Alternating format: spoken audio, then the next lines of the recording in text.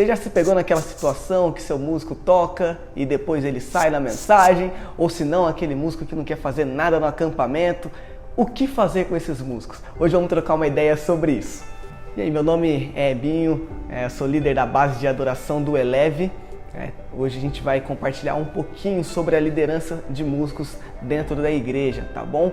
Então me acompanha nesse papo. Sobre liderança com músicos, o que a gente pode tratar hoje? A primeira coisa que eu penso sobre liderança, não só para músicos, mas liderança em todo o contexto, que o bom exemplo ele não é uma boa maneira de liderar, é a única maneira de liderar. Então, se eu quero ter bons músicos, se eu quero ter realmente pessoas apaixonadas pelo ministério, precisa começar em mim. Eu preciso dar esse exemplo. E uma chave muito importante dentro do ministério de música, o ministério de adoração, é entender os dois passos que a gente tem quando a gente está ministrando ou tocando no altar. Primeiro, no primeiro momento, eu sou convidado a ser o amigo do noivo, amigo de Jesus. Eu sou esse amigo que apresenta o noivo à noiva.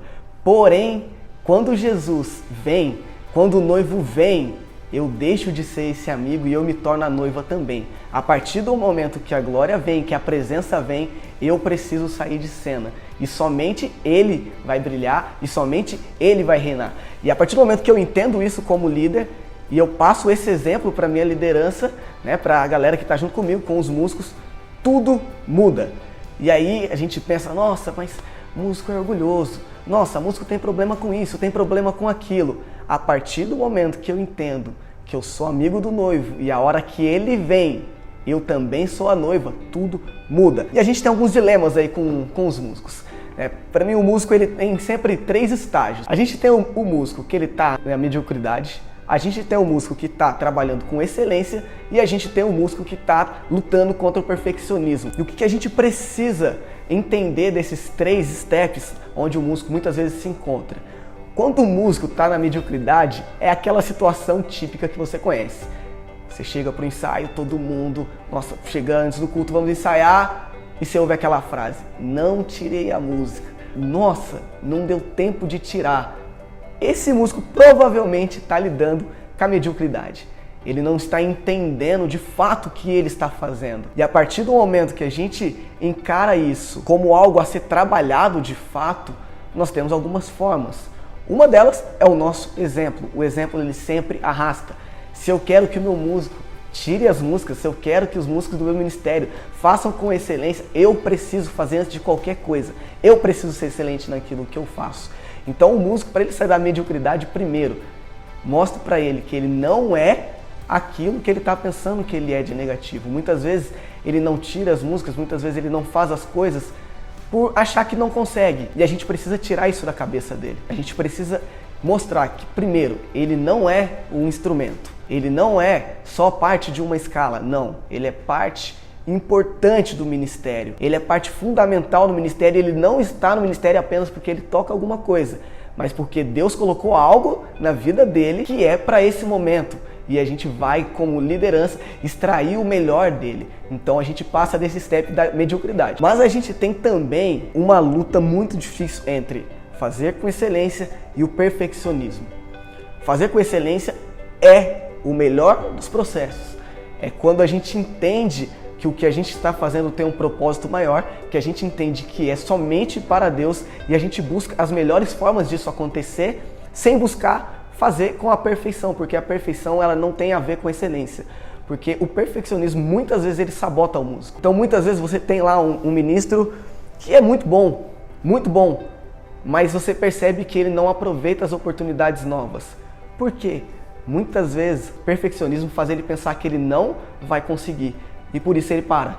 E aí ele não faz mais. E isso também com os músicos. Às vezes o músico ele quer executar algo que ele está estudando, que ele está aprendendo, mas por medo ele não faz. Então a gente precisa criar um ambiente seguro, um ambiente de liberdade para criação, para criatividade. E como que esse músico vai ter esse ambiente? É ensaio. Não tem como, a gente precisa ter uma rotina de ensaios, porque tendo uma rotina de ensaios é nesse momento que a gente traz para fora todo o estudo do músico. É nesse momento que a gente traz para fora aquilo que ele está aprendendo e estudando, e na hora que ele precisar executar isso no altar, ele não vai ter medo de fazer, porque isso já foi trabalhado e aí a gente consegue lidar com o perfeccionismo trazendo para a excelência. Mas também tem o perfeccionismo naquela parte que muitas vezes a gente se pega pensando no músico orgulhoso. É aquele cara que estuda demais, porém é o cara que quer aplicar tudo que ele sabe em toda hora, em todo momento, e ele não aceita sugestões. O que eu faço com essa pessoa? O que eu faço com esse músico? Simples, também criando um ambiente seguro. Sabe, quando você vai formar uma banda para o seu ministério, tenha junto pessoas de diversos níveis técnicos. Não coloca na sua banda pessoas excelentes e só pessoas excelentes. Não, coloque aquele cara que está começando também, né? Aquela menina que começou a cantar agora, mas cercado de músicos bons, porque a gente vai nivelando as coisas. E aí você traz para esse músico, né, o perfeccionista, que toda hora quer dar uma opinião, toda hora quer fazer tudo do jeito dele, a gente dá uma perspectiva nova e a gente traz ele para um aprendizado também. Porque muitas vezes a gente vai colocar ele na ótica de quem está começando também. A partir do momento que ele entende a ótica de quem está começando e ele se lembra de como ele começou, o coração fica mais fácil de trabalhar. E é muito importante a gente entender que o músico ele é um artista. Muitas vezes a palavra artista foi usada de uma forma muito pejorativa dentro da igreja. Ah não, eu não sou artista. Ah não, o músico não é artista. Ou quando fala que o músico é artista é num tom realmente pejorativo. Ah não, esse cara é artista. Mas na verdade sim, se o cara é músico, se ele mexe com arte, se ele produz arte, ele é um artista e isso não tem problema nenhum. Na verdade tem algo lindo nisso. O artista ele tem uma sensibilidade. Tem um livro que eu gosto muito, que eu indico para vocês, chama O Coração do Artista, e ele vai falando um pouco sobre esse contexto do artista dentro da igreja. E uma coisa que ele fala que eu acho muito legal é que o artista ele enxerga as coisas de uma forma diferente. E um exemplo que é muito legal é quando a gente vê um céu estrelado. Para quem não tem esse coração de artista, muitas vezes é só um céu bonito. Ah, que legal, no máximo uma fotinha para o Instagram. Mas quantas artes já não saíram de simplesmente enxergar uma noite estrelada? Quantos quadros, quantas músicas, quantas danças e por aí vai. Então o artista ele tem sim uma sensibilidade e a gente precisa trabalhar com isso. Ou seja, eu preciso entender o coração do músico. Não é simplesmente ter o nome dele numa escala, não é simplesmente ter ele comigo somente quando ele está tocando, mas não. É entender o coração dele, entender quais são os sonhos, qual que é a visão dele, o que ele pensa de fato. E aí a gente agrega, e a gente soma junto, e a gente traz o músico para a realidade da igreja local e qual a sensibilidade dele vendo tudo isso. É muito importante conhecer o coração dos músicos que estão com você no ministério, porque senão é só mais um nome, é só mais um número, é só mais um instrumento. E a pior coisa que a gente pode fazer como líder de músicos é encarar o músico como um instrumento. Não, ele é um artista e ele é alguém que Deus colocou ali no seu ministério. Então, o artista, o músico, ele tem essa sensibilidade e a gente precisa entender isso. Então, eu não posso lembrar do músico somente quando ele está escalado. Eu não posso lembrar do músico somente quando eu preciso dele, mas eu preciso entender que eu preciso entender o coração dele, porque dessa forma eu posso auxiliar e ajudar esse músico a encontrar o chamado dele. E por que eu falo encontrar o chamado dele, sendo que a gente está falando de músico? Às vezes pode ser que o chamado do seu músico não seja somente a adoração na igreja. Às vezes o seu músico tem um chamado que vai além da adoração.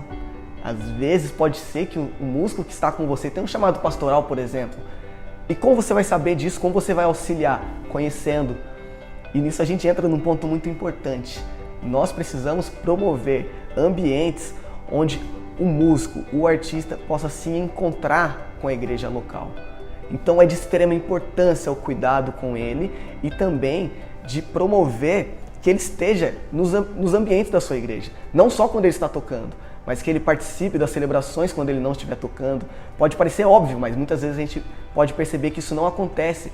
Às vezes você, focado no músico somente na escala dele, você pode passar despercebido às vezes que ele não está na celebração quando ele não está tocando. Então é muito importante você conhecer e incentivar que ele esteja em ambiente de célula, em ambiente de cuidado. E eu também super indico você propor para os seus músicos servirem em outros ministérios também. É importante nós, como ministros, conhecemos a noiva também, conhecemos a igreja, conhecer os membros da igreja, estar junto. Porque a partir do momento que a gente ministra pessoas que a gente conhece, algo também acontece, é diferente. Então, essas são as dicas de hoje. que a gente entenda, de fato, que quando nós somos chamados para o ministério de música, o ministério de adoração, no primeiro momento nós somos esse amigo do noivo, que apresenta o noivo para a noiva. Mas a partir do momento que ele vem, a partir do momento que o noivo chega, nós somos a noiva. Então, nós tiramos toda a glória, nós tiramos toda a honra, nada é pra gente, tudo é pra Ele. A partir do momento que o noivo vem, só Ele deve ser visto. E partindo desse princípio, partindo do princípio da boa liderança, do bom exemplo, eu tenho certeza que os seus músicos vão encontrar em você um farol a ser seguido, vão encontrar em você realmente um testemunho a ser vivido também. E aí muitos dos dilemas que a gente enfrenta com os músicos caem por terra, porque um bom exemplo sempre arrasta. E se você quiser mais conteúdo sobre adoração, sobre como formar escalas, como formar bandas, como lidar com estilos diferentes dentro da adoração, manda aí a hashtag #EuQuero. E aí, quem sabe nas próximas teremos esses assuntos. Chama que o Insta tá aqui, ó. Vem comigo, vem contigo, jovem. Curte aí embaixo, se inscreve no canal, compartilha com seus amigos também de ministério. Se você acha que está precisando de alguma mudança aí, compartilha com todo mundo. E se você tiver alguma dúvida também, que você queira tirar diretamente comigo, pode me chamar no Instagram que eu estou à disposição para ajudar e trazer para você a visão da nossa igreja sobre adoração também. E até o próximo Leadership!